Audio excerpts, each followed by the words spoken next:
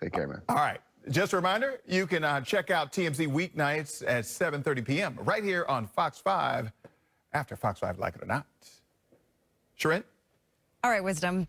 Well, this next story, when it comes to planning a wedding, many of us spend months, if not years, preparing and planning for the big day. But due to COVID-19 and stay-at-home orders in place around the nation, thousands of couples are having to either postpone their weddings or put it on hold or go virtual. And speaking of going virtual, actually, this was me.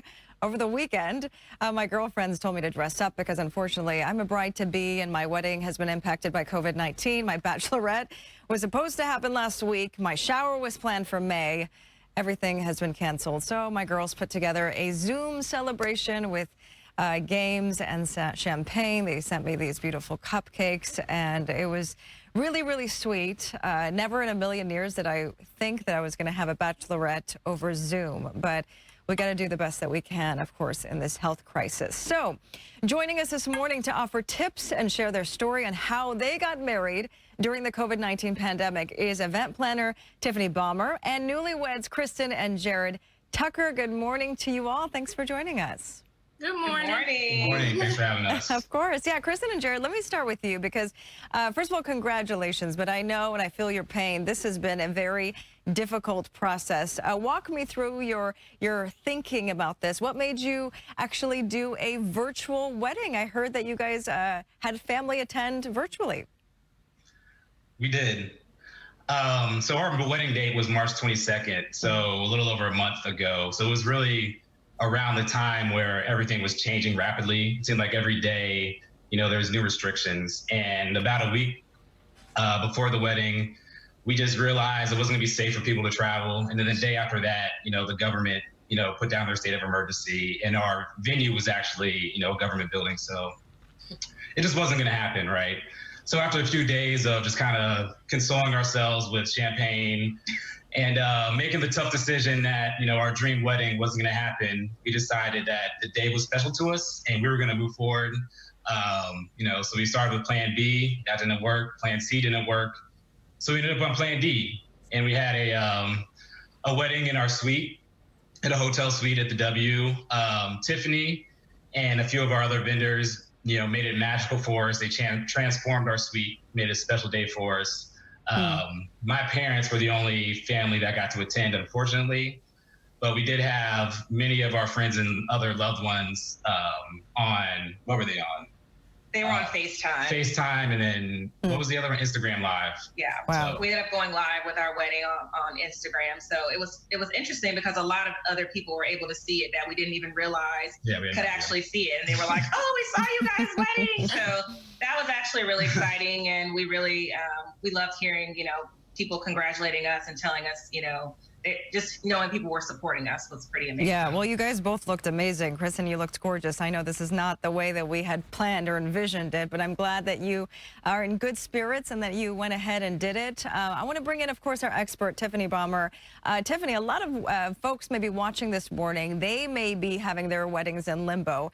Where do they start? Do they start, picking another date, especially if their wedding is in May, June, July? Well, what's your first recommendation right now? Yeah, so first I like to say, sorry for you and your fiance as well. But I think the first thing, like Kristen and Jerry said they did, is as a couple, you need to make a decision that feels good to you and that you all can agree on and that you'll feel comfortable moving forward with for your guests. And then after you all are on the same page, then you can talk to your vendors. I would say the venue would be the first place to start because the venue dictates so many other things. Maybe your venue is saying that they are not changing dates yet. A lot of venues are saying we're not doing anything until we find out, what the world looks like at that time. Some venues are offering 2021 dates to couples, and some venues are completely giving refunds. So I would start there. Once you make a decision on what you're going to do with your venue, then you can talk to your other vendors. A lot of photographers, caterers, planners, we're all being very flexible with, changing date, holding separate dates. People are bringing on contractors so they can take on more than one event a day.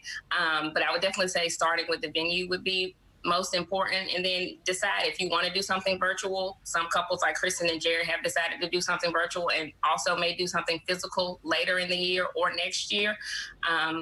But I don't think there is a wrong answer. You just need to make a decision so that we can start working towards that decision, is what I'm telling my couples. Do you know if they have guests that are coming from out of town? Do you suggest for them to book their flights, you know, if the new date has been set? So I think we're all getting a ton of emails from airlines. They are being flexible. You can change your flights. If you have guests coming from out of town or like out of the country, I would say consider pushing it back, especially if there are a lot of guests. So I had a couple that was supposed to be getting married in September. About 60% of their guests were coming from out of the country, and they felt like it was going to be a big issue with getting visas and, you know, changing flights or just the safety of borders being open. So they made a decision to go ahead and move forward with 2021. If you have maybe 3 or 4, 10 guests that are coming from out of the country and you still feel comfortable with moving forward and those 10 guests aren't extremely important. I mean, I know all guests are important, but they aren't like a parent, a grandparent, a sibling, then you need to move forward if that's what you want to do. Again, there's no wrong answer, but you cannot base your whole wedding off of, you know, a guest, unfortunately, even if things were normal. Yeah. There's always going to be something going on. So you definitely want to go for what feels better for you. I can't say that, you know, pushing your date back, like if I would have told Kristen and Jared, oh, I think you should just move your date back, then that would have changed what they had decided and wanted in their heart. Mm-hmm. It's just my job to support whatever the couple wants. Exactly. I always give realistic advice. So if they would have said, yeah, I want to do it in a hotel room and invite 20 people, we probably would have had a different discussion, but they were realistic and was like, let's just invite Jared's parents and keep it safe.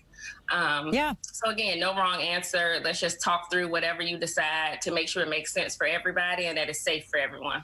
All right, Tiffany Baumer, thank you so much for your expertise. We're going to put some of your information on our website so folks can get some useful information if they need it. Of course, congratulations to the newlyweds. We wish you all the best. Thank you so much for joining us. And the website here, dceventplanner.com. Erin?